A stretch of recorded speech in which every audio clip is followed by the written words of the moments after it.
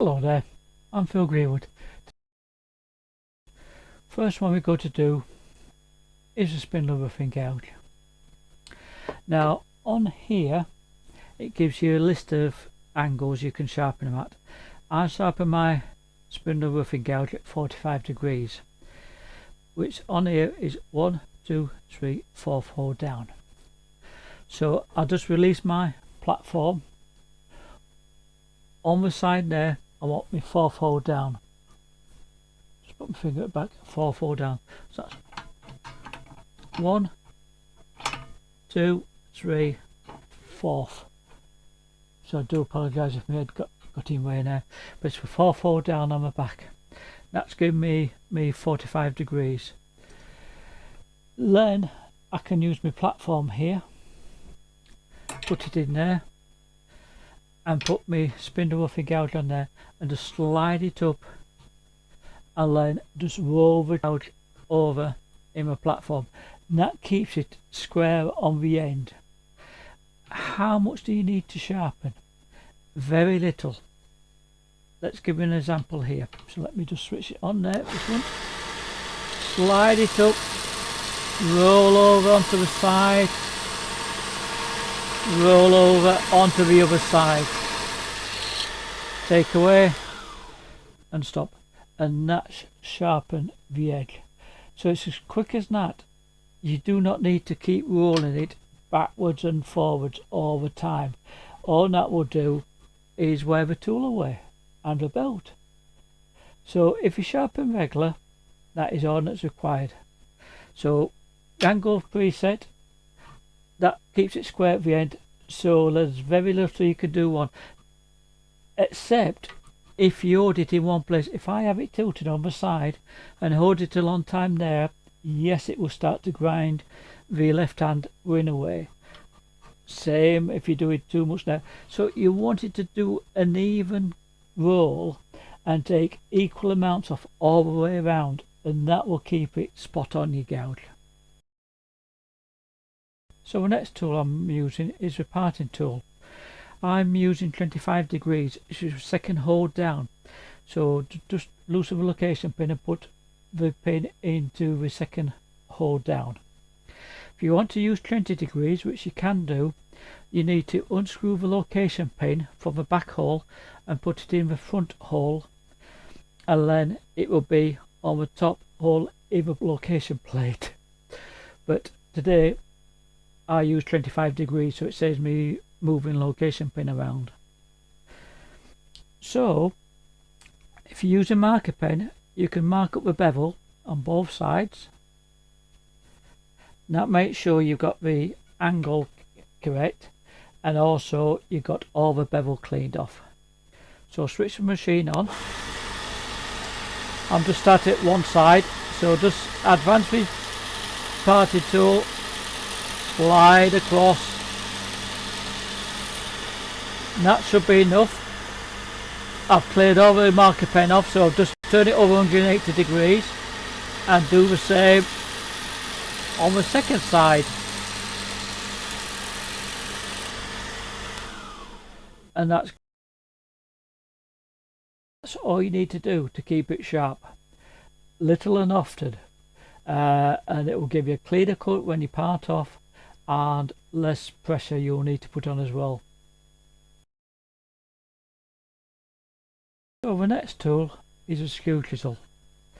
I set mine at 20 degrees on for myself, which I prefer. So I've had to move the location pin from the back hole to the front hole and the top location pin hole. That gives me 20 degrees. So again, switch the ProEdge on, line it up with the angle, slide across and off, then turn it over, slide up and slide across. You can come off the edge, and that has sharpened my skew chisel up. It's as easy as that, and one pass that way should be sufficient. And that's a lovely angle. 20 degrees I find perfect, and that makes sure you got a repeatable angle. And if you can repeat your angle when you go back to your lathe, the tool feels exactly the same rather than having to change the angle of a handle, because you've changed the angle on the front edge when you've ground it every time. So keep it constant. The next tool is a bow gouge. It's a 3/8 bow gouge. Again, I'm going to use the Spindle roughing gouge jig. I've set the platform to 45 degrees. So again, just put it in the jig, switch the machine on, advance it, and then roll it over in the jig. Just to go move it along purely so I'm using a different part of the belt. And when I roll it over, roll it over so the flutes are facing 3 o'clock, and then when I go back the other way, so they're facing 9 o'clock. Doesn't matter which way you start. You can start with them facing 9 o'clock and roll them over 180 degrees, or you can start it like the flutes facing 3 o'clock and roll them over. It's which is best for you, which you find easiest. And that's the standard grind for a bow gouge. Now I've got a fingernail profile gouge here for my bow gouge. Now this one I have at 50 degrees. It works well for me. I can do the outside and also the inside. They can vary from 40 to 60. So I put a piece of tape on here. So I've got 50 degrees, which like it's hole number 3 on this jig here, and 40 degrees on the platform here. So I insert it once I open it up to put the tool in, to slide it in. Right, I'm going on 40 even though I'm going 50 degrees. Why? Because if you go on the hole number 1 on the inner one, that's the angle it will give you from the plate. So if you set it at 40, it will give you 40, 45, it will give you 45. Each time you come out one of these holes, it adds 5 degrees. So I've set that at 40, which will be there. So that will give me 45 in the middle hole, number 2. The third hole will give me 50. And that's the angle I want. So slide it in there. Now you will find you have to move it from side to side and do the 2 sides and the nose separately. So switch it on, just press it on, and that's that side completed. Just roll it over, do the second side, and then strain over and blend it in. Slide it over just to continue that curve round there.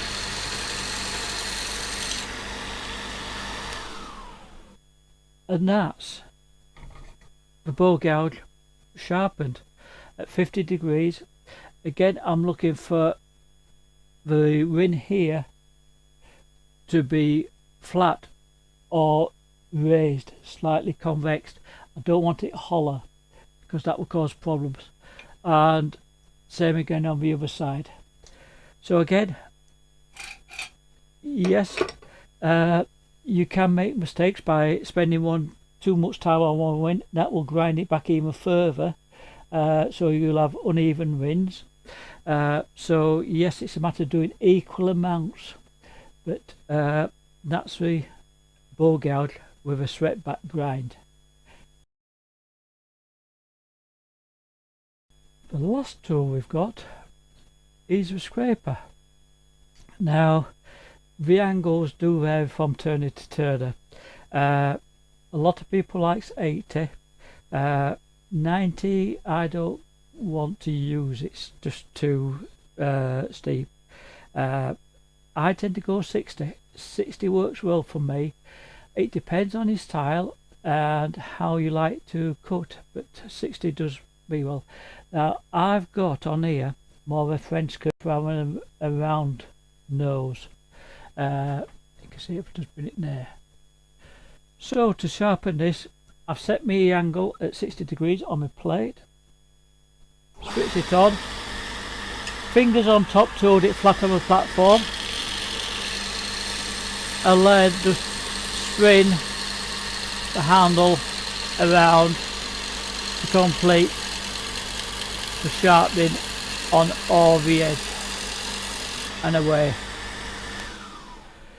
If you're just looking for a round nose one, you'll just thread it from there to there.